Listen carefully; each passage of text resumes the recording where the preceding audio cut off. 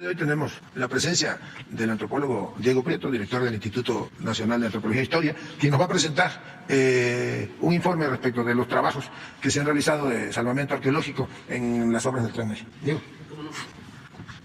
Muy buenos días, secretario, compañeras y compañeros de los medios, contentos de ver a nuestro presidente restablecido, claro, esperando que termine su proceso de recuperación por el contagio y como ocurre después de cada una de las giras quincenales que hacemos con el presidente de la República, ustedes saben que el fin de semana pasada hicimos la última gira, el viernes y el sábado, presentamos el informe general del salvamento arqueológico en el proyecto Tren Maya, en el entendido de que el salvamento arqueológico no significa solamente recuperar y registrar los hallazgos arqueológicos que vamos encontrando en la ruta del tren y en las obras complementarias, sino que representa un gran proyecto de investigación en el que participan arqueólogos, antropólogos físicos, antropólogos sociales y otros profesionales de las diferentes disciplinas que involucran a Lina para el mejor conocimiento de las civilizaciones, las culturas, las poblaciones que ocuparon el territorio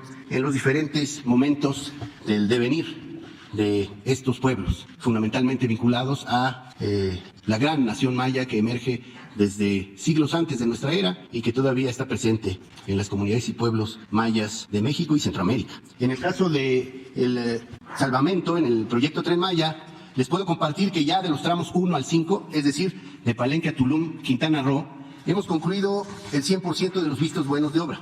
Es decir, las obras avanzan. Aquí cada lunes vamos hablando del avance de las obras sin que ya tengamos tarea directa de campo en relación con estas obras. No quiere decir que termine el salvamento. Todavía seguimos trabajando en obras complementarias, en el acopio y limpieza de los materiales arqueológicos, su clasificación y ordenamiento, la sistematización de la inmensa información que vamos recuperando, no solo de los materiales, sino de los registros georreferenciados de cada uno de los vestigios que encontramos en la ruta del tren. Y por supuesto esto tiene que dar lugar finalmente al análisis de toda esta gran información, la elaboración de informes académicos, y este año estaremos haciendo un gran simposio internacional de investigación de la civilización maya, de investigación de las culturas mayas, que será nutrido este simposio con la gran importancia que tienen estos hallazgos. Como ustedes observan, el trabajo que tenemos, y es muy intenso, se concentra entonces ahora en los tramos 6 y 7. No obstante, ustedes observarán que el avance ya es muy grande, 94% de vistos buenos en el tramo 6, que va de Tulum a Chetumal, y 97% de vistos buenos en el tramo que va de Chetumal a Escárcega, que es el tramo 7. Esto lo hemos logrado gracias a que en estos 2 meses, lo anunciamos aquí en esta conferencia, el presidente muy acertadamente instruyó un dispositivo para apoyar las tareas de rescate y salvamento arqueológico en los tramos 7 y 6, un dispositivo en donde se destacaron más de 500 elementos de tropa de la Secretaría de la Defensa Nacional, siempre en coordinación con el Grupo de Ingenieros Militares Felipe Ángeles, que es el encargado de las obras, y también el presidente invitó a diversas dependencias a aportar personal y elementos de logística para favorecer el salvamento, en donde han participado los gobiernos de Quintana Roo y Campeche, la Secretaría de Bienestar, la Subsecretaría de Bienestar encargada de los temas de Salvando Vida, la Semarnat, la SEDATU, particularmente la Subsecretaría de Ordenamiento Territorial y el INDAVI. Esto ha permitido entonces que tenemos un avance muy fuerte, que permite ir liberando tramos para que las obras del tramo 6 y 7 puedan seguir adelante. Y vamos a cumplir en los tiempos instruidos con el presidente para que podamos liberar las áreas necesarias para que la obra avance y, como les digo, continuar el salvamento en todos estos conceptos. Las obras complementarias, el acopio y limpieza de materiales, su clasificación, la sistematización de la información. Tenemos un laboratorio en Chetumal donde hemos ido incorporando toda la información obtenida del salvamento. Son decenas y decenas de gigas o de teras de información, más bien de teras de información, que nutrirán los estudios del devenir de las culturas mayas mesoamericanas, por lo menos en los próximos 25 años. Los hallazgos han sido muy importantes. Ya iremos dando cuenta, como lo hemos hecho en ocasiones anteriores, de algunos de ellos.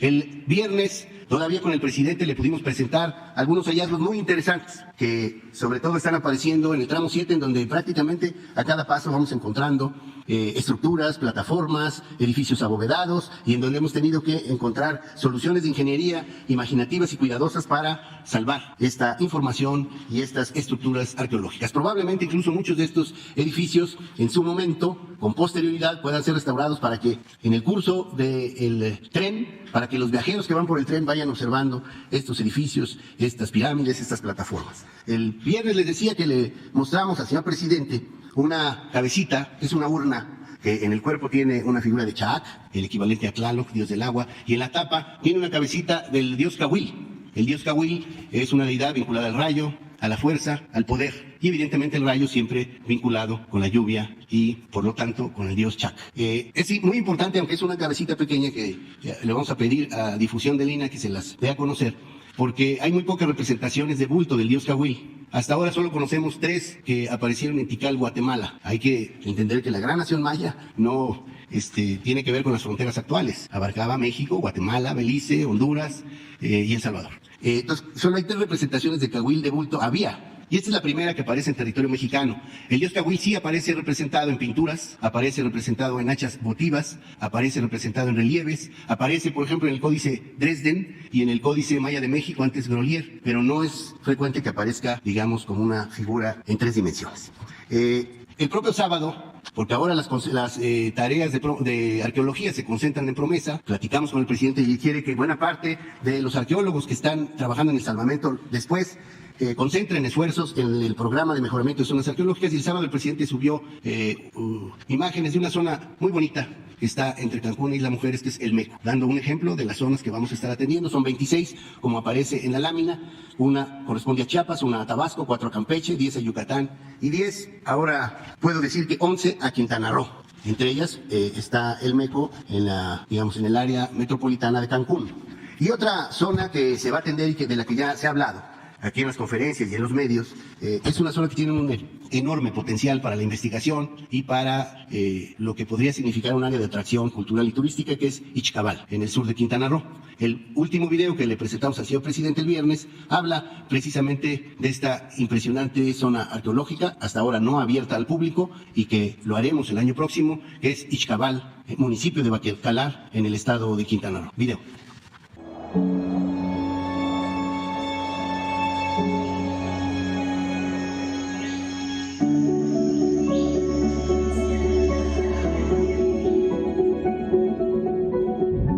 Ciudad prehispánica de Ixcabal, localizada a 40 kilómetros al poniente de la laguna de Bacalar, en el estado de Quintana Roo, empieza su poblamiento hace 2400 años.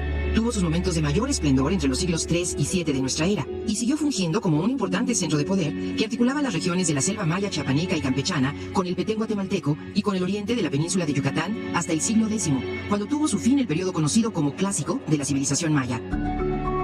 Se trata de una de las ciudades en que tuvo asiento la poderosa dinastía Kaanul, o de la serpiente, que surgió en Sibanché y se desplazó a Calakmul, extendiendo su influencia al norte de Guatemala, rivalizando con Tikal, a la que llegó a dominar por un tiempo, constituyendo una de las más poderosas del periodo clásico maya.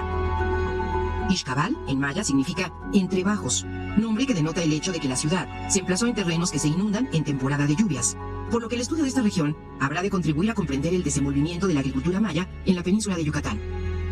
De acuerdo con el levantamiento topográfico y las imágenes aéreas captadas con la tecnología LIDAR, que permite registrar debajo del manto forestal, el asentamiento tuvo una extensión de más de 60 kilómetros cuadrados y se encuentra conectado con Sibanché, otra gran ciudad maya ubicada a 10 kilómetros al suroeste de Ixcabal, mediante un sistema de caminos, o SACBO, que en total alcanzan 40 kilómetros. El uso de las imágenes LIDAR ha permitido generar un mapa aproximado de las características de Ixcabal, revelando su complejidad urbanística, las enormes dimensiones de algunos de sus edificios, de más de 40 metros de altura, y la configuración de este gran centro de poder en las tierras bajas del sur de la península.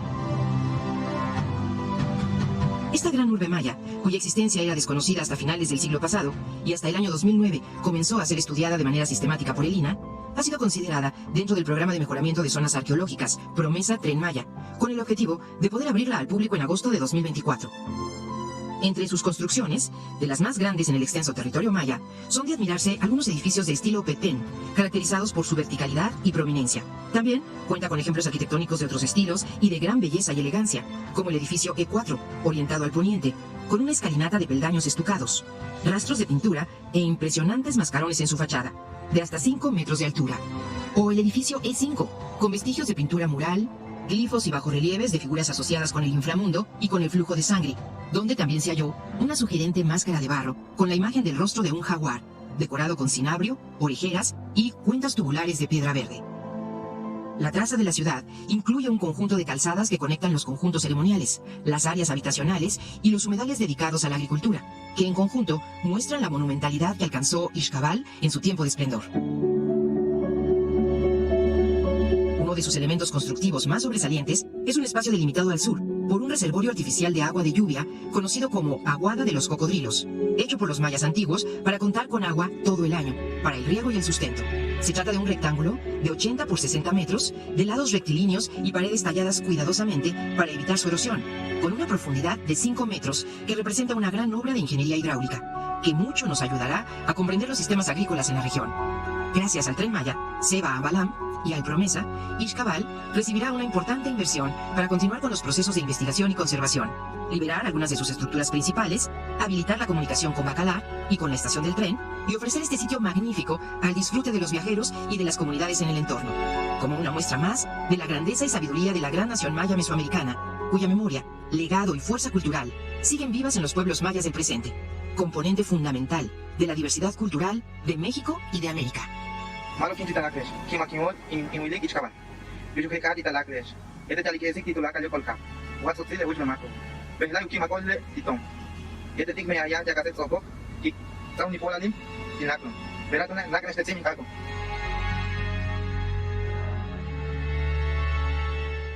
Es todo, secretario. Vamos a empezar con... Buenos días, señor secretario. Pues nos queremos, pues ahora sí que felicitar que el presidente goza de buena salud, qué bueno, pues por el bien de los mexicanos. Y bueno, pues plantear más que nada dos temas justo que vienen de otras administraciones, de la administración de Peña Nieto. Se trata de la presa de Chicoacendos. Pues ahí ha habido diferentes situaciones con los ejidatarios, hay presos políticos al día de hoy. Me enviaron una solicitud que pedían que le hiciera llegar al señor presidente, que lo hacemos a través de usted. Pues siguen recibiendo represalias los ejidatarios de esa zona. Esta obra data del 2013, es una obra heredada por Peña Nieto. Con engaños a los ejidatarios se les pidió que pues se dieran sus terrenos. Creo que usted debe de conocer el tema, pero si no se lo explico. Y bueno, se les dijo que se les iba a pagar una cantidad de 1.884.740 pesos por una ocupación previa de este ejido. Nunca se les apoyó a los ejidatarios, se les quitaron sus tierras. El 21 de noviembre de 2015, los ejidatarios llevaron a cabo movilizaciones, protestas, bloquearon los caminos. Y bueno, aquí ellos hablan de la Comisión Federal de Electricidad. Sin embargo, hay una concesionaria que estuvo involucrada y que es un consorcio Omega, que cometió ahí una serie de irregularidades y fraudes. Ellos piden su intervención. Le paso el expediente, señor secretario. Es gente inocente, son ejidatarios de escasos recursos. En algunas de las los metieron a la cárcel. Les piden una indemnización por supuestamente no haber impedido que esta presa se construyera y los trabajos de CFE, que asciende a más de 600,000 pesos cuando son ejidatarios que apenas tienen para vivir diariamente y que se dedican a sus tierras, de las cuales pues fueron despojados. Este es un tema, señor secretario, y otro tema relacionado también con CFE en el estado de Veracruz. Bueno, antes que nada, pues quienes están más interesados en que la mañanera continúe es esta gente, señor secretario. También aprovecho para resaltar la importancia de este espacio. Hay gente que todavía está padeciendo injusticias de gobiernos anteriores y que sigue sucediendo en nuestro país, desafortunadamente,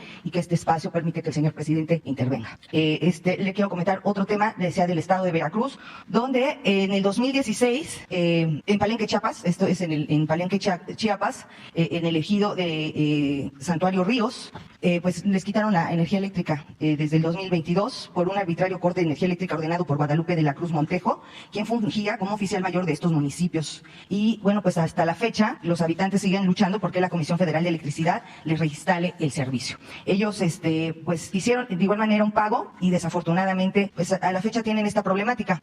Hay un oficio de respuesta de CFE con fecha del 16 de enero de 2023 a solicitud de Amparo Chable Canul y Luis Amílcar Serpa Hernández. Y bueno, pues hasta la fecha están sin energía eléctrica y de igual manera solicitan la intervención del presidente para que los pueda apoyar ante estas pues arbitrariedades que se dan, pues herencia de otros gobiernos y desafortunadamente hay funcionarios que son de otros gobiernos, de otras administraciones y que siguen sin dejar el espacio para seguir cometiendo este tipo de abusos. Gracias, señor secretario. Bueno, le comento que conozco, no a profundidad, pero conozco la situación respecto a una serie de inconformidades en la construcción y la operación de la presa Chicoacén 2. No conozco a detalle la situación de los ejidatarios que refiere, pero si nos proporciona el expediente y hoy mismo nos ponemos en contacto con ellos para primero hacer un diagnóstico general de la situación de cada uno de ellos y iniciar con la Comisión Federal de Electricidad y desde luego con la empresa Omega la revisión del expediente y si hay pendiente pago de algunas afectaciones para que sea. Lo que sí le puedo asegurar a todos ustedes es que este gobierno tutela los derechos, sobre todo tratándose de ejidatarios, de pequeños propietarios. Ahora mismo, hoy hay un grupo de ejidatarios inconformes en el estado de Chihuahua, creo que la comunidad se llama Temoris, que han tomado unas instalaciones que no son de la Comisión Federal de Electricidad, son unas instalaciones de un ducto que lleva gas desde la frontera norte hasta Topolobampo, a Mazatlán y Hermosillo. Han cerrado la válvula, lo que pone en riesgo la seguridad y la vida no nada más de los que tienen tomadas las instalaciones, sino el entorno. Mantienen un reclamo por el pago de una indemnización. Hay ya una resolución de tribunales agrarios que obliga a revisar los contratos de ocupación superficial o de derecho de paso celebrados entre una empresa que es la concesionaria, la propietaria del ducto y la comunidad. Nosotros hoy mismo estará en Chihuahua el director general de gobierno, la Secretaría de Gobernación, el jefe de la oficina, para iniciar la revisión de su planteamiento y yo les diría de una vez dos cosas, que pudiese, para que se salga del entorno de Chihuahua, venir una comisión de los representantes de la comunidad que enfrenta el reclamo, los representantes de la empresa, estará también representación de la Comisión Federal de Electricidad, coordinados por la Secretaría de Gobernación, una mesa que se abrirá ahí y vamos a tratar de que haya un arreglo lo más pronto posible y se complemente la indemnización tal y como la instruyó el Tribunal Agrario. Sí les pediría, no es una condicionante, pero es una petición, a que liberemos la válvula, porque estamos poniendo no nada más en riesgo el abastecimiento de gas natural y que por ende habría que suspender la energía eléctrica en comunidades de Sinaloa y de Sonora, sino estamos poniendo, y eso es lo más importante, en riesgo la vida incluso de los propios habitantes de la comunidad. Entonces, ese y el asunto que nos comenta de Chiapas los atenderemos hoy mismo. A ver. Buenos días, secretario. Buenos días. Le pediría una reflexión, ya que vimos al presidente aparecer en este video muy, pues, que cada quien lo interprete, ¿no? Con esta fotografía que ha circulado en redes sociales ayer. Una reflexión sobre esta campaña de odio contra el presidente, contra su gobierno y contra lo que representa esta cuarta transformación.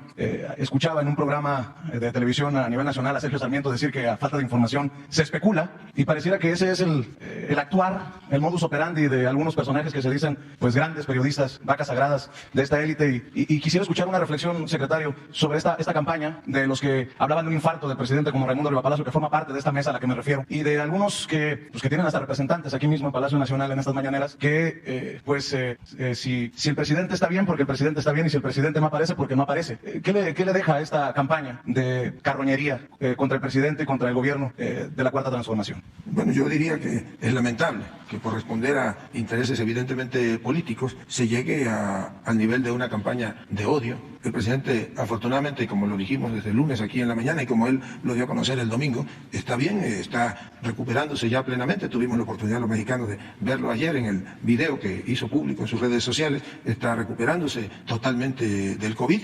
Seguramente, pues antes del fin de semana ya reanudará sus actividades de manera cotidiana, pero pues nos queda de enseñanza a los mexicanos que es verdaderamente pues mezquina la manera en la que algunos medios pseudoperiodistas, pseudocolumnistas responden a intereses oscuros. No se vale, desde luego, que una campaña de odio se desate de tal manera, y dejaría ahí como reflexión un poco, Mao Zedong decía que hay de aquellos que hablan con miel en los labios y ponzoña en el corazón. ¿Verdaderamente le desean la muerte al presidente? ¿Así lo considera usted? Pues ahí está lo que han escrito y lo que han dicho para que los mexicanos hagan su propia reflexión. Secretario, hace unos días dizque para celebrar un aniversario de la Alianza del Pacífico, una cumbre de espurios en Perú. La señora Boluarte, que encabeza un gobierno precisamente espurio, que llega al poder por un golpe de Estado contra Pedro Castillo, recibe al expresidente Felipe Calderón, que millones de mexicanos consideramos espurio también. Y desde allá Felipe Calderón hace el caldo gordo para básicamente exigir al gobierno, al presidente Andrés Manuel López Obrador, que entregue la presidencia de esa Alianza del Pacífico. ¿Esto no ya raya en traición a la patria desde su perspectiva, secretario? ¿Qué opinión le merece esta intentona de reagruparse del ultraconservadurismo que incluso el Papa Francisco ha advertido en entrevistas recientes? ¿Qué opinión le merece este actuar de Felipe Calderón, que lo que menos tiene es autoridad moral, pero que ruido hace en otras partes, porque no lo hace precisamente aquí o en Nueva York defendiendo a su amigo Genaro García Luna? Bueno, yo diría que los mexicanos sabemos de que si algo ha caracterizado a Felipe Calderón ha sido su entreguismo a los intereses extranjeros. Terminó, si mal no recuerdo, de empleado de una empresa energética española, creo que se llama Iberdrola, es empleado de ellos, como ha participado en diversas etapas de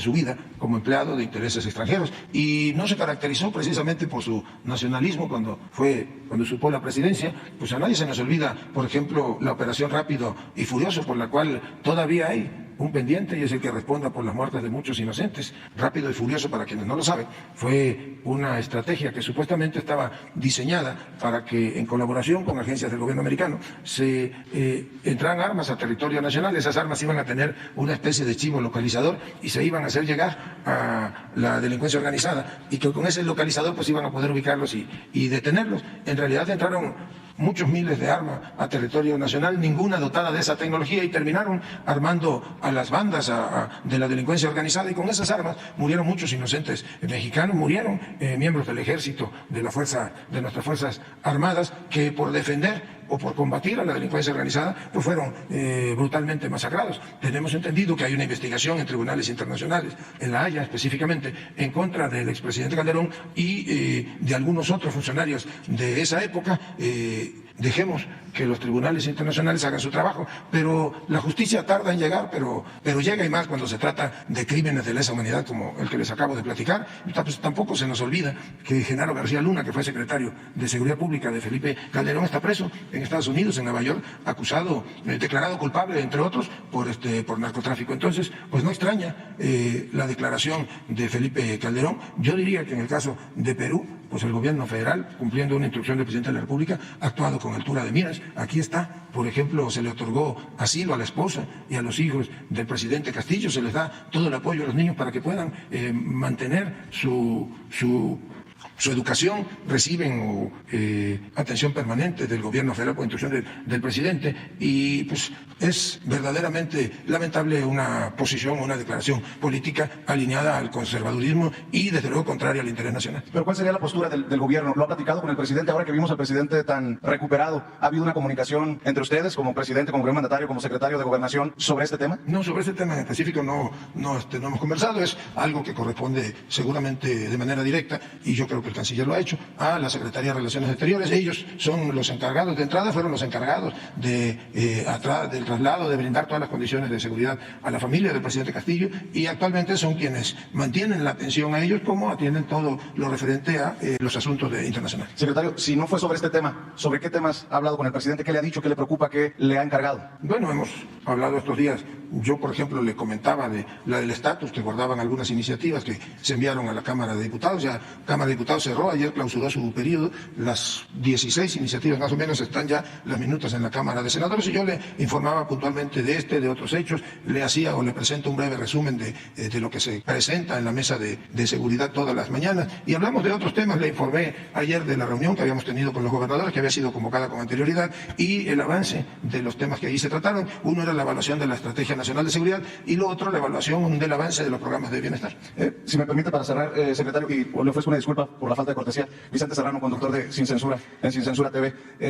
No es momento, porque el presidente ya está bien y puede regresar mañana o muy pronto, y esta podría ser tal vez la última mañanera en la que usted esté al frente, pero entiendo que está aquí como secretario de Gobernación, pero nos queda claro que usted es también una de las corcholatas mencionadas. Y no sé si me permita pedirle una reflexión antes de que la sangre llegue al río, como dicen en los pueblos. ¿Qué piensa del es Claudia, es Adán, es Marcelo, es Noroña, es Monreal? Espero que no, pero bueno, esa es opinión personal. ¿Qué piensa de estas campañas de golpeteo? Y no es momento desde aquí tal vez para un llamado a la cordura. Yo he advertido desde hace meses que la gran batalla no será contra las Lili Telles y los Santiago Krill en la oposición moralmente derrotada, sino de cómo salgan ustedes de este proceso interno rumbo a la definición de la candidata o el candidato, y lo peligroso que puede ser el golpeteo tan duro a la hora de una operación cicatriz. Yo sé que resulta complicado este tema, pero si no se lo pregunta uno aquí, ¿dónde, cuándo? ¿Qué piensa de esto? Bueno, evidentemente yo tengo una opinión al respecto. Este no es el foro, ni voy yo a aprovechar este espacio que no le corresponde al secretario de Gobernación. Yo estoy cumpliendo aquí una instrucción del señor presidente, que es la de cubrir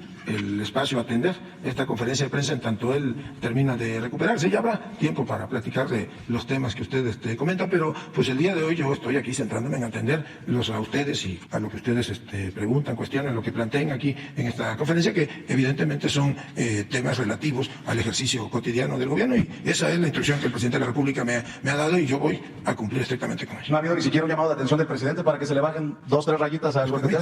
Permítame que yo no opine sobre esos temas. Bueno, buenos días, secretario. Hans Salazar, de Noticiero en Redes.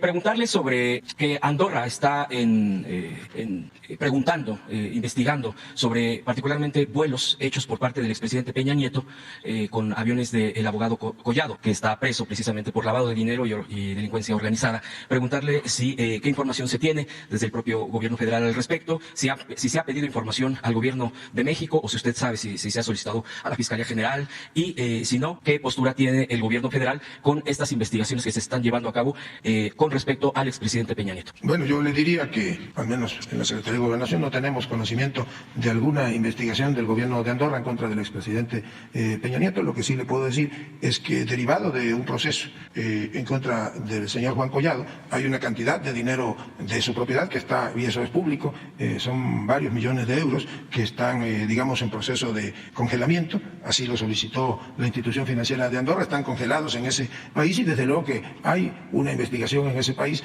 en contra del señor Juan Collado. Acá en México pues se encuentra detenido por otros delitos el señor Collado, y no tenemos, porque además las fiscalías están obligadas a la secrecía, pero pues en el marco de una investigación general pues seguramente se preguntan sobre el tema que usted menciona y sobre otros. Nosotros somos respetuosos tanto de la autonomía de la Fiscalía General de la República como de las investigaciones que en otros países puedan hacerse. ¿Considera que eventualmente si se pidiera información al gobierno federal desde su cargo de secretario de Gobernación se estaría brindando tal? Bueno, cuando hay investigaciones de carácter internacional, o cuando un gobierno, o cuando la institución judicial de un gobierno extranjero solicita alguna información, algún complemento de una investigación, se hace de varias maneras. En algunos casos, cuando se trata de delitos financieros, hay convenios de colaboración entre la Unidad de Inteligencia Financiera y, creo que se llama Endemol, una agencia internacional que se ocupa de esos temas, por la cual los gobiernos están obligados a proporcionar, bajo diversos parámetros, información financiera. Cuando es una investigación internacional de otro tipo, pues es la Fiscalía General de la República la que ha convenido con otras dependencias de carácter internacional, con Interpol mismo, y esos son los canales de intercambio de información.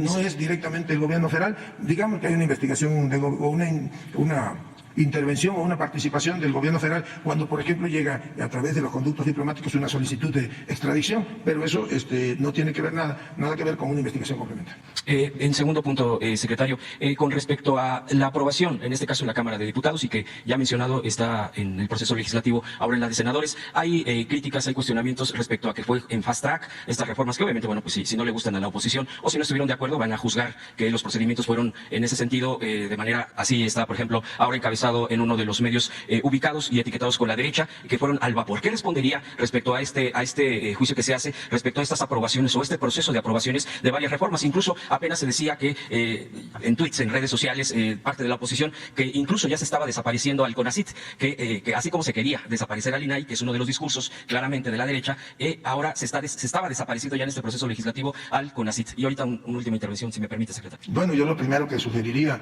a los personeros de Claudia X González es que lean las iniciativas o lean qué fue lo que los legisladores aprobaron en las recientes, en las pasadas sesiones.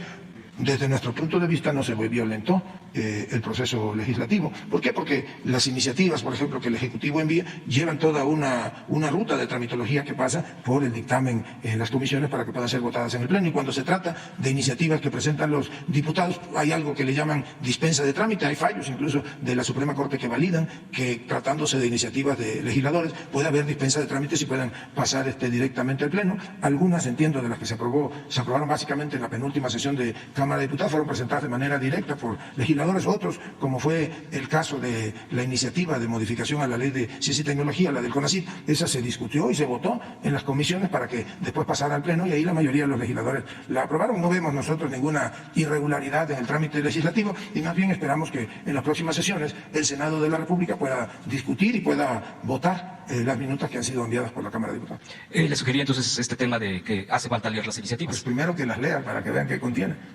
Okay. Por último, secretario, ya finalizando, hay una problemática sobre comunidades en Huatulco, en la bahía de Huatulco, Oaxaca. De hecho, ya se han presentado algunos por escrito planteamientos al presidente, pero pues sigue esta dinámica, han estado en reuniones. Es una afectación que tiene que ver con vivienda de comunidades y por años. No sé si usted está enterado, de hecho, han venido representantes y bueno, pues si los puede recibir, ese sería uno. Y preguntarle si el presidente López Obrador se contempla de que ya esté mañana aquí en frente de las conferencias de aquí de Palacio Nacional, o sería hasta la próxima semana. Le agradezco las respuestas. Bueno, no conozco a detalle la problemática de la zona de Huatulco que usted plantea, pero con mucho gusto hoy mismo, si están aquí los representantes de las comunidades, hoy los recibimos y abrimos un canal una ruta de trabajo con las dependencias que se encarguen de la problemática, que entiendo es diversa, que nos plantean. Respecto a si estará mañana o hasta el lunes el señor presidente, bueno, pues está terminando su recuperación, seguramente le practicarán algún análisis y dependiendo del resultado de ello, pues será, de eso depende el día en que se incorpore normalmente tanto a la conferencia de prensa como al resto de las actividades de manera presencial.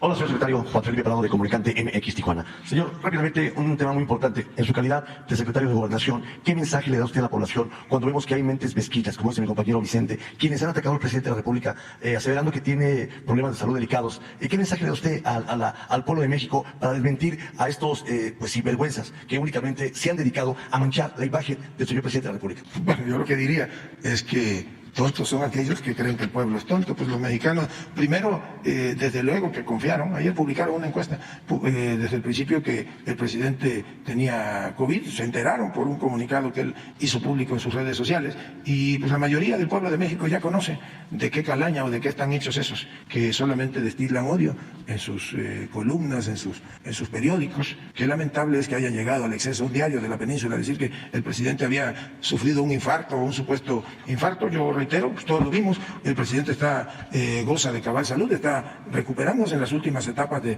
la recuperación de un contagio de COVID y pues que tenemos presidente para rato, afortunadamente. Muy bien, señor, rápidamente, rapidito. Señor, en el tema de bienestar, allá en el estado de Baja California, precisamente en Tijuana, hemos visto que el tema de las tarjetas, ya saben, los conservadores, o de estos bancos, lo que es Banamex, lo que es Bancomer, pues a la gente que tiene ahí su dinero que le da y de buena fe el gobierno federal y que el doctor Alejandro Ruiz Oribe, delegado único allá en Baja California, ha tenido a bien manejar esta situación muy directa, pero ¿cuándo se podrá ya finiquitar este tema, señor, para que ya se den las tarjetas de bienestar y evitar que estos bancos jineteen o le pellizquen ahí un poquito al dinero que pues entra por medio de bienestar? Es decir, evitar ya que estas tarjetas circulen y que todo se vaya directamente a este buen banco de bienestar. Bueno, ayer tuvimos una reunión en la que participaron un grupo de gobernadores, estuvieron los delegados de programas federales, entre ellos Alejandro, la secretaria de Bienestar, Ariana Montiel, presentó un informe del avance que lleva ya la reposición o sustitución de tarjetas de algunas instituciones bancarias por el Banco de Bienestar hizo incluso un planteamiento específico de que había un determinado número de derechohabientes que no habían acudido a recoger su tarjeta y se va a implementar una estrategia para que se vaya a sus domicilios a notificarles, a entregarles la tarjeta que sustituya la de Banco de Bienestar, que sustituya a la tarjeta de la institución bancaria. Es un proceso, como le digo, que ya está en trámite, es cuestión de días para que en el caso de Baja California pues ya se regularice o ya se tenga al 100% la sustitución o entrega de tarjetas. Mi última intervención, señor presidente, tenemos todo el derecho a la voz. Señor, el tema de Rosarito, usted lo permite, como usted bien sabe, y agradeciendo la visita del señor presidente de la República, Andrés Manuel López Obrador, a playas de Rosarito en el tema del agua. Como usted bien sabe, el 50% de la gente allá pues carece de agua. En los gobiernos pasados pues se echaron la mentirota esa de las desaladoras, que iba a ser lo mejor, y pues únicamente sabemos que había ideas mezquinas. Con la llegada del señor presidente de la República, cuando visitó playas de Rosarito, escuchó a la alcaldesa Araceli León Figaredo y habló sobre el tema, la posibilidad, señor, de voltear a ver los pozos. Hay muchos pozos que tienen agua de mar allá en Rosarito y se abre la posibilidad de las potabilizadoras, que es más sencillo, el agua de pozo, sacarle la sal, más económico. ¿Cree usted que se pueda voltear a ver ese tema, señor, para poder lograr que allá en playas de Rosarito pues la gente logre tener un poquito más de agua y quitarle ya ese sueño que dejaron gobiernos anteriores del tema de las desaladoras, que era lo óptimo? Sin embargo, estamos conscientes que al final del día era un negocio por debajo de la mesa, que tenían gobiernos que ya se fueron y que no queremos que regresen. Bueno, yo de ese tema lo que puedo informarle es que el señor presidente ha instruido al director general de la Conagua, al ingeniero Germán Martínez, para que en una estrategia de corto plazo pueda darles el servicio de agua para consumo humano a los habitantes de esa importante región del municipio de Tijuana. A mediano y a largo plazo, desde luego, que tiene que diseñarse toda una estrategia que puede ser, puede estar constituida en parte por la construcción de plantas desalinizadoras, como se hace pues en todo el mundo prácticamente, como se está haciendo ahora ya en Baja California Sur, en la zona de Los Cabos, o como ha planteado el gobernador Durazo, que está trabajando ya en proyectos de plantas desalinizadoras. Eso será a mediano o a largo plazo, pero en esta administración, pues la Comisión Nacional del Agua, en coordinación con el gobierno de Baja California y el organismo operador de agua, pues trabajará en la recuperación de los pozos para que se garantice el agua de consumo humano a todos los habitantes de Baja California. Pues a ver. Buenos días, secretario. Soy Tania Damián del portal de Noticias Ángulo 7 de Puebla. Preguntarle primero sobre si hubiese un poquito más de detalles sobre la reunión que hubo de seguridad ayer con los gobernadores. Vino aquí el gobernador Sergio Salomón Céspedes. Allá, pues uno de los temas relevantes es el huachicol, que se ha venido disminuyendo, pero que si se habló algo del tema, cómo se estará reforzando la seguridad en coordinación con el Estado. Y ahorita le tendría otra pregunta.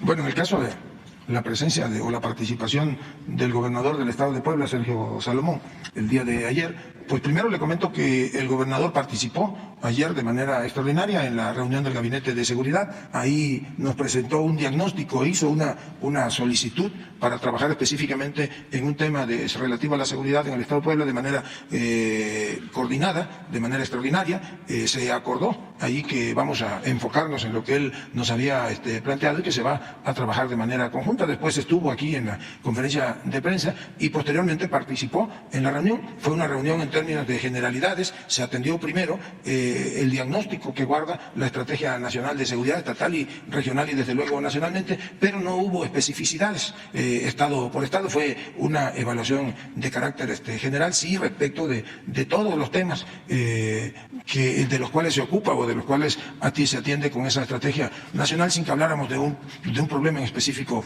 en el Estado. Ese ya había sido planteado por el señor gobernador en la mañana y en segundo término, o la segunda parte de esa reunión consistió en una evaluación, pues ya platiqué aquí el asunto de la sustitución de las tarjetas de bienestar, por ejemplo, consistió pues en una evaluación del avance de los programas sociales en todo el país.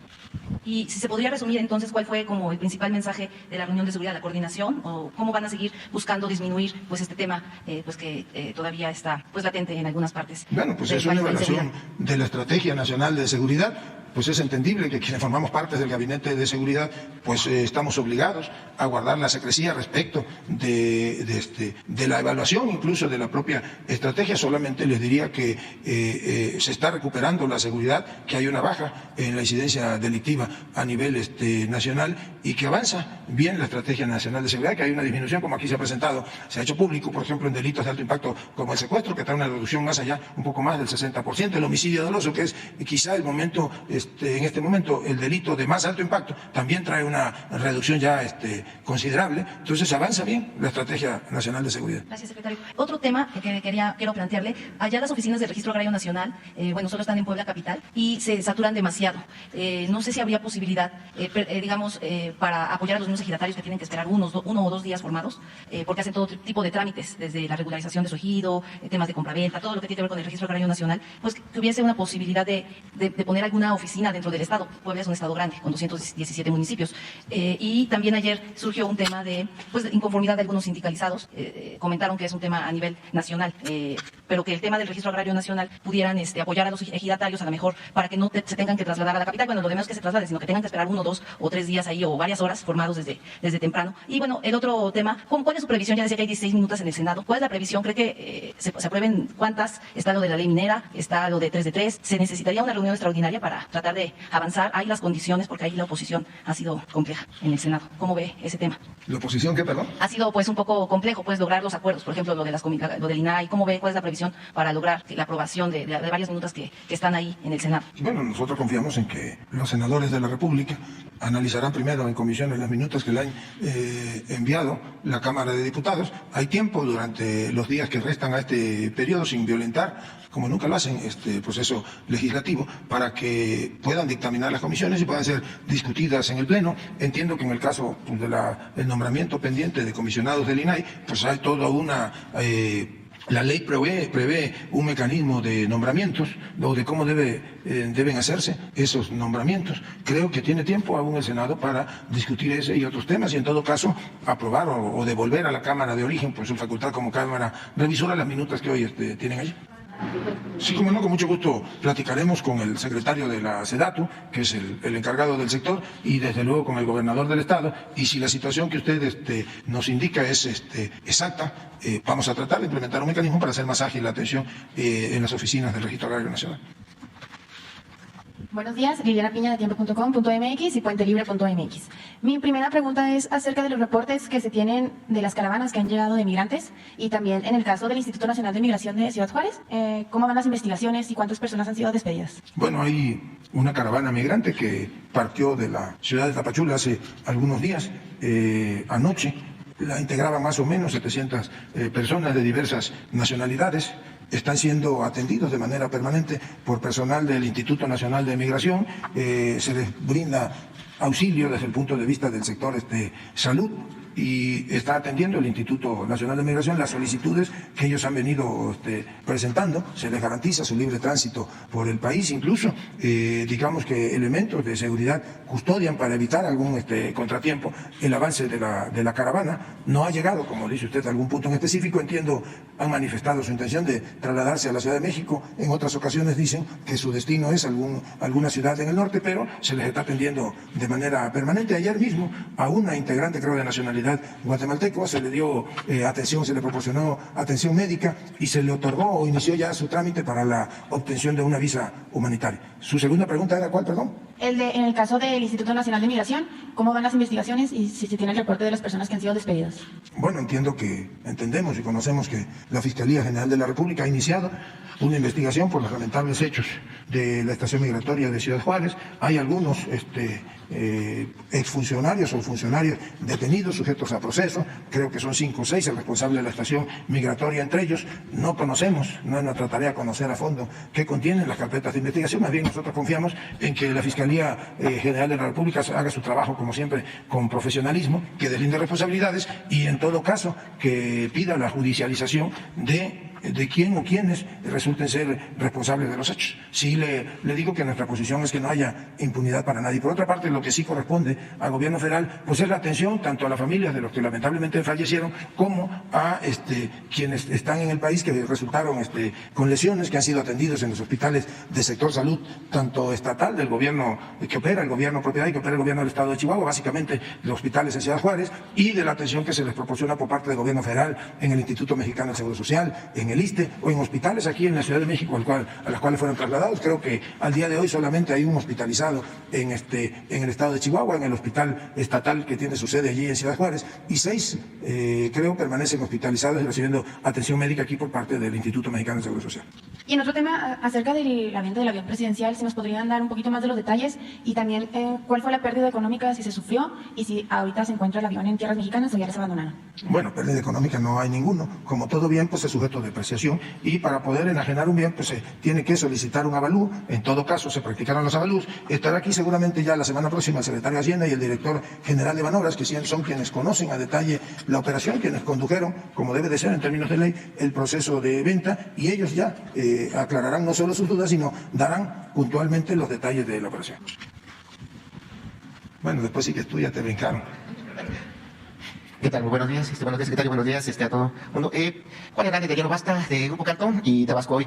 Preguntarle, bueno, en el tema del saqueo arqueológico que se vino dando las anteriores administraciones, ¿cómo se ha venido trabajando precisamente para evitar, para frenar más que nada incluso dispendio que se hacía de piezas arqueológicas del patrimonio nacional, que incluso se hacía en internet, a través de páginas como Facebook, como Mercado Libre? ¿Cómo se ha venido trabajando? Si nos pueden comentar un poco de las piezas que han ustedes recuperado, cuánto ha sido el monto, de patrimonio, y sobre todo, más importante, ¿cómo va esta situación del penacho de Moctezuma?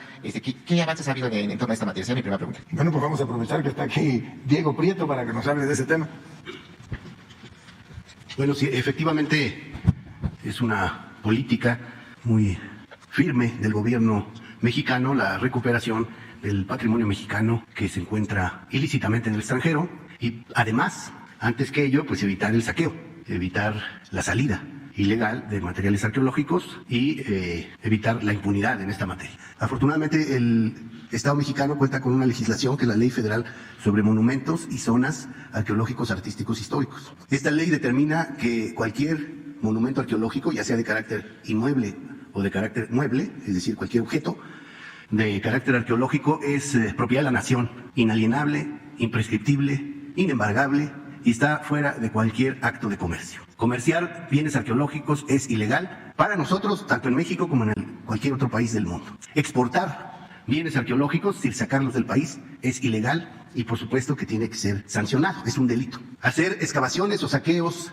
de material arqueológico sin la debida autorización del Instituto Nacional de Antropología e Historia es un delito que se pena con la cárcel y por supuesto la recuperación y la reparación del daño ocasionado. Esto entonces implica, por un lado, fortalecer la seguridad al interior de nuestro país. Se ha constituido una comisión de trabajo interinstitucional donde converge la Secretaría de Seguridad, la Secretaría de Gobernación, la Secretaría de la Defensa Nacional, la Guardia Nacional, la Secretaría de Relaciones Exteriores, por supuesto la Secretaría de Cultura, a través del INA, del INVAL, de la Dirección General de Sitios y Monumentos del Patrimonio Cultural y de la Unidad de Asuntos Jurídicos de la propia Secretaría, donde converge también la Dirección de Aduanas, donde converge también las instancias encargadas de la seguridad, en el caso también de la Fiscalía. En ese sentido, hemos tenido éxito en el combate al saqueo arqueológico. Hemos podido establecer operativos también para que, con apoyo de la Guardia Nacional, en algunos sitios donde hay circunstancias de inseguridad, de saqueo,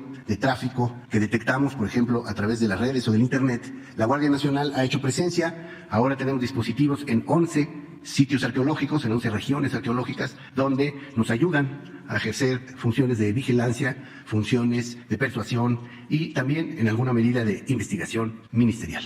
Hemos presentado las denuncias cuando tenemos conocimiento de saqueos o de tráfico ilícito. Entonces, lo primero que tenemos que hacer es evitar que los materiales arqueológicos, los objetos arqueológicos salgan del país. Tenemos también que reforzar entonces la colaboración internacional para combatir el tráfico ilícito de bienes culturales. Para eso tenemos vínculos muy fuertes con la Interpol, que recibe los boletines que le hace llegar el INA y la Secretaría de Cultura a través de la Secretaría de Relaciones Exteriores. Tenemos vínculos con diversos países, sobre todo aquellos donde existen evidencias de tráfico ilícito de bienes culturales. Es el caso, por supuesto, de Estados Unidos, pero también de Italia, Alemania, Países Bajos, Francia, entre otros países. En el caso de Francia, por ejemplo, hemos instrumentado cursos para que el personal de aduanas en Francia pueda reconocer bienes arqueológicos del patrimonio mexicano, distinguirlos de artesanías que sí pueden, evidentemente, circular con libertad, o distinguirlos de reproducciones de bienes arqueológicos que también están permitidas siempre que el INAH lo autorice. Hemos también tenido una relación muy estrecha con la fuerza de Carabinieri, el arma de Carabinieri del gobierno de Italia. De hecho, en el año 2019 recuperamos más de 590 exvotos que fueron sacados ilícitamente entre los años 50 y 60 del siglo pasado y que estaban en posesión de algún coleccionista que no pudo sino hacerse cargo de que sus bienes fueran incautados por el arma de Carabinieri, y se hizo una exposición muy destacada donde participó también el programa Memoria Histórica y Cultural de México, aquí a la vuelta en Moneda 13, en el Museo Nacional de las Culturas del Mundo, con esta recuperación. Hemos tenido recuperaciones muy destacadas, por ejemplo, más de 2.300 objetos arqueológicos que regresaron de Cataluña, por ejemplo, una serie de más de 2.000 pequeñas hachuelas de cobre que se usaban como medio de cambio en el periodo posclásico en el área mexica y que fueron incautadas en Miami, en los Estados Unidos. Hemos también recuperado una gran cantidad de piezas de diversos lugares. En el caso de la relación con el gobierno de Italia, hemos también recibido asesoría y orientación para hacer posible una instrucción presidencial que consiste en que se genere un cuerpo especial de tutela o de cuidado del patrimonio cultural en la Guardia Nacional, que tiene evidentemente tareas fundamentales en el ámbito de la seguridad pública y el combate a la delincuencia, pero no deja de ser también importante su participación en el combate a los delitos en contra de nuestro patrimonio cultural y particularmente el arqueológico. Como ya ha anunciado la Secretaria de Cultura, en todo este sexenio llevamos más de 11.000 piezas recuperadas. Ahora mismo estamos en el proceso de recuperación de una muy importante pieza, de la cual ya se ha dado cuenta, que fue extraída a mediados del siglo XX de la zona arqueológica de Chacalcingo. Es una figura grande de piedra que fue sustraída, que fue arrancada del sitio, porque estaba, digamos, como formando parte de un abrigo de una formación rocosa. Es una figura muy impresionante que pronto regresará a nuestro país, que representa el monstruo de la tierra, una figura olmeca probablemente del siglo V, poco más antes de nuestra era, ¿no? Pero este monstruo, ¿en qué país está? En los Estados Unidos. Ya teníamos noticia de él, habíamos estado trabajando con las autoridades de los Estados Unidos. Ahora mismo el fiscal de Nueva York, bajo la gestión de nuestro cónsul en Nueva York, ya ordenó el aseguramiento de la pieza y estamos en los últimos trámites para que la pieza sea entregada. Ya está asegurada, ya fueron los especialistas del INAH a revisar su estado de conservación y a definir el mecanismo para que pueda ser embalada y trasladada a México, porque es una pieza grande, probablemente de alrededor de 1,60 de altura, alrededor de 1,20 m de ancho, con un gran vano, un gran hueco, que es precisamente el que da cuenta de las fauces del monstruo de la tierra, probablemente una pieza en donde se hacían rituales de iniciación, rituales propiciatorios. Ya esperemos pronto tenerla aquí. Pesa mucho y por lo tanto hay que cuidar su traslado, pesa más de 1 tonelada y es un ejemplo de lo que se puede lograr. Insisto, son miles de objetos los que hemos podido ir recuperando. Debo de hacer una distinción: todo patrimonio que se encuentra en el extranjero y que está vinculado a nuestras culturas originarias es propiedad de la nación. Pero hay países que reconocen, porque tienen legislaciones distintas, reconocen la posesión y la propiedad de buena fe sobre estos objetos y de alguna manera consideran viable que la gente posea dichos objetos. Obviamente las leyes mexicanas solo se cumplen en México. Fuera de nuestro país se aplican leyes de otros estados, pero también tratados internacionales. La UNESCO ha suscrito y ha emitido un tratado internacional para evitar el tráfico ilícito de bienes culturales. Y nosotros nos acogemos a estos tratados para ir logrando la recuperación de bienes que se encuentran en condición ilícita. Más énfasis ponemos en aquellos que pueden asociarse claramente a un saqueo, como el caso de esta pieza olmeca. Aquí está, miren, el monstruo de la tierra es una figura olmeca. Estamos hablando de más de 2.500 años de historia en Chacalcingo, Morelos, y bueno, pues sí consideramos que es una gran recuperación la que estamos a punto de concluir. Por otro lado, atendiendo a su pregunta, tenemos el caso del patrimonio mexicano que se encuentra en museos de carácter público. No vamos a dejar de reclamar su regreso.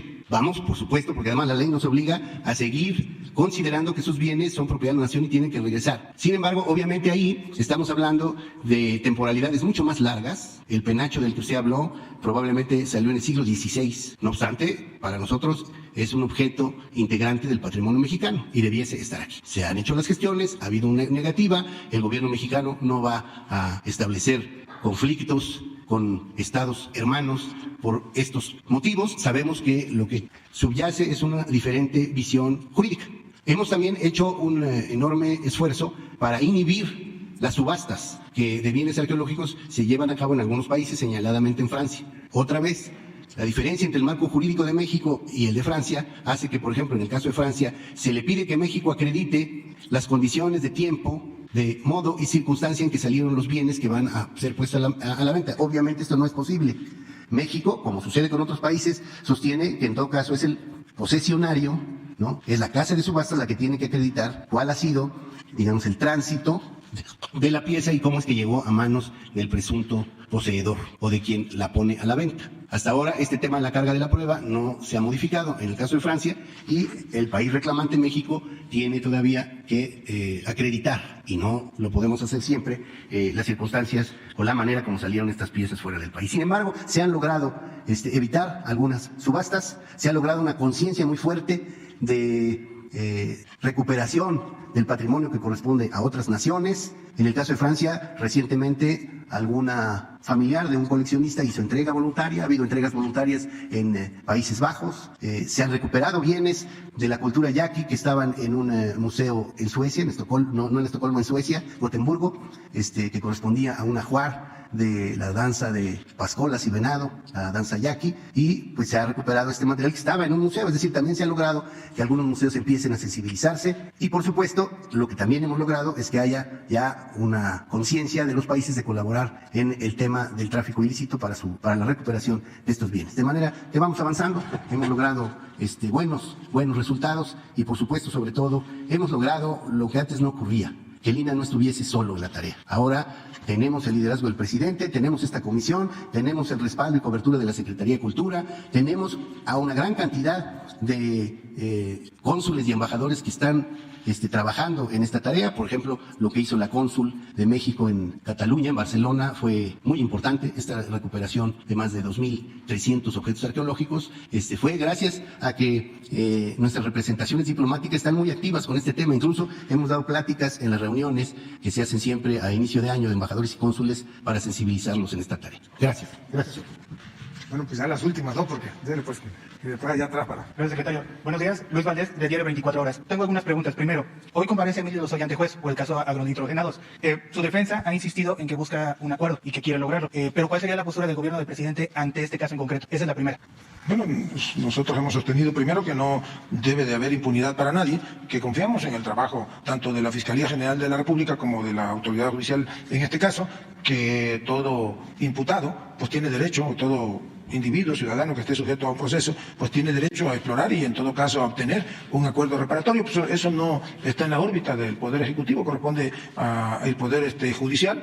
Es el imputado, en este caso entiendo que es el señor Lozoya, quien tiene, ¿verdad?, el derecho y tiene que hacer un planteamiento a la autoridad para que se concilie un acuerdo reparatorio entre las partes. Pero que sea lo justo, porque creo que es lo que insiste el presidente, ¿no? ¿Perdón? Digo, que sea lo justo porque es algo que insiste el presidente. Bueno, pues claro que un acuerdo reparatorio tiene que partir desde que sea un acuerdo justo para las partes, tanto para quien hizo el daño como para el que resultó dañado. Gracias. En otro orden de ideas, prácticamente ya se está acabando el periodo ordinario en el Senado y ahí en comisiones está frenada la ley minera. Una de las comisiones está presidida por la senadora Giovanna Bañuelos. Y sobre este freno, varios activistas han señalado que empresas como Grupo México y Peñoles literalmente han maiceado a algunos senadores. ¿Cuál sería el exhorto de parte del gobierno ante este tema? ¿Que se apruebe o qué pasaría ahí? Bueno, yo diría que la expresión respecto a que esté congelada una minuta en una comisión, pues no es del todo exacta, pues los integrantes de una comisión, sea cual sea en Cámara de Senadores o Cámara de Diputados, pues tienen la obligación de revisar, de estudiar, de analizar las minutas. Yo les diría que no coman ansias, que seguramente hay tiempo para que trabaje la comisión y si ellos deciden aprobar un dictamen, pues seguramente para que se discuta y se apruebe o se rechace en el Pleno del Senado. Sí le diría que el dictamen, tal y como fue aprobado en la Cámara de los Diputados, la iniciativa, pues es una iniciativa que recupera en beneficio del pueblo mexicano derechos que habían sido concesionados. Primero, pues ya se le quita a la minería el carácter de preferente, ahora se le otorga, en el caso de las comunidades indígenas, de los pueblos originarios, se les otorga la preferencia, por ejemplo, en el derecho al acceso al agua para consumo humano, en el que ahora ya las comunidades indígenas, los pueblos originarios, intervienen durante el proceso de del otorgamiento de una concesión. Entonces, es una ley minera, una iniciativa de ley que responde a las expectativas tanto de, en este caso, de los inversionistas de ese ramo de la industria, como de los grupos sociales, tanto en los estados como de grupos sociales o defensores de derechos al agua o al medio ambiente, porque esta ley realmente protege que no se afecte al medio ambiente y que se le dé preferencia a los pueblos y comunidades indígenas, a los pueblos originarios. Entonces, en ese tenor, ¿lo ideal sería que saliera en este periodo? Bueno, yo creo que hay que dejar que los senadores analicen la iniciativa y que si creen que reúne, ¿verdad?, las características mínimas, pues seguramente lo aprobarán, y creo que, aunque ya está por terminar el periodo, todavía faltan, 4 o 5 días. Tenemos de aquí al domingo, seguramente, como ha sido público, lo han expresado ya algunos senadores, pues van a trabajar los días que restan de este periodo. Y ya por último, abusando, en el tema de la reunión de ayer para revisar la estrategia de seguridad, preguntarle, ¿hay algunas entidades de las 22 que se reunieron ayer en las que se tenga que reforzar la estrategia? ¿Y cuáles serían? Bueno, nosotros, más allá de la reunión de evaluación de ayer, todos los días se revisa estado por estado la situación que guarda, y pues se van tomando decisiones de reforzar, en algunos casos, la estrategia, o de apoyar o de coordinarse aún más con los diferentes estados. La de ayer es una reunión en términos generales, no en términos de particularizar.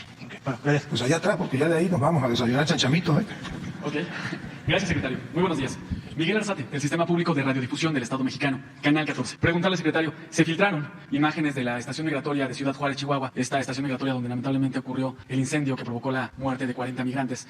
Primero, entender que estas imágenes se filtraron, y llama la atención que en una de ellas se observa a un guardia de migración que observa, sentado, cómo colocan las colchonetas frente a las rejas. Primero, entender que pues tal vez una persona, la autoridad tendrá que tenerlo, si tiene la capacidad para atender a más de 40 personas, resguardar a más de 40 personas, si está capacitada, si tiene los elementos, si el lugar se presta para que un solo guardia pueda atender a tantas personas. Pero, ¿qué opinar de la actitud de este guardia? ¿Y cómo saber que esta situación no se está presentando en otras estaciones migratorias? Apenas ayer nos comentaba que Gobernación tiene la encomienda de atender los temas de migración. ¿Cómo saber que esta situación no se está presentando ya en otras estaciones migratorias? ¿Se han reforzado las acciones en las estaciones migratorias tras estos hechos lamentables en Ciudad Juárez? Esa sería la primera pregunta, secretario, por favor. Bueno, primero le aclaro que yo lo que ayer dije y sostengo ahora es que la implementación desde el punto de vista operativo de la política pública migratoria corresponde al Instituto Nacional de Migración, y le diría, conozco la imagen que fue difundida, es un video de aproximadamente 18 minutos que se hizo público. Nosotros lo que creemos es que ese video debe de formar parte ya de la indagatoria de la Fiscalía. Si aún no forma parte de esa carpeta de indagatoria, pues solicitamos al medio que lo hizo público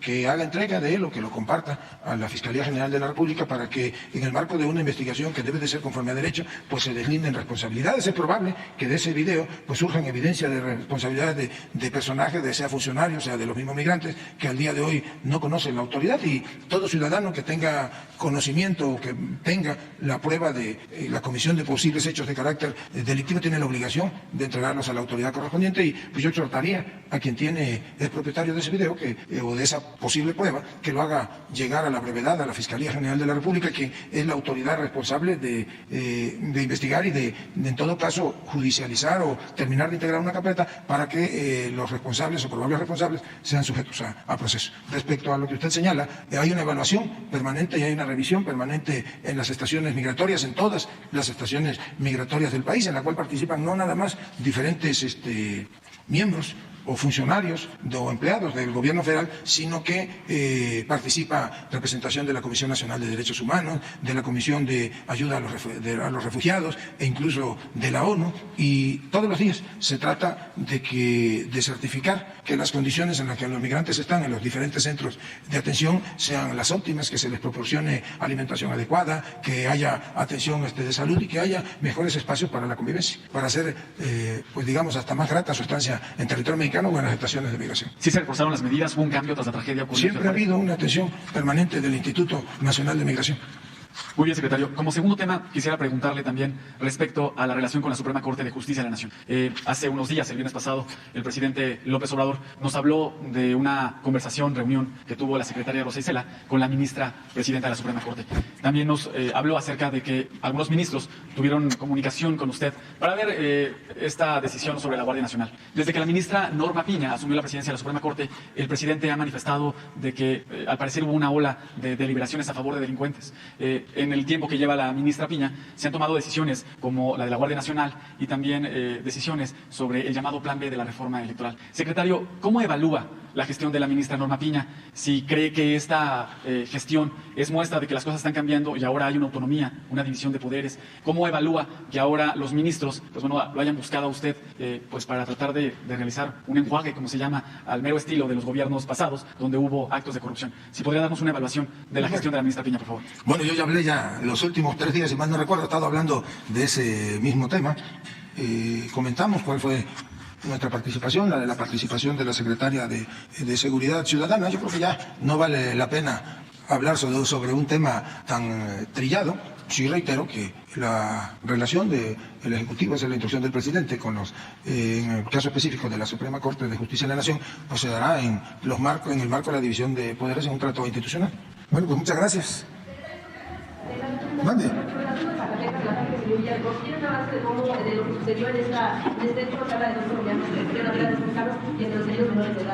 Bueno, sí, parece que fue un intento de robo de un vehículo. Había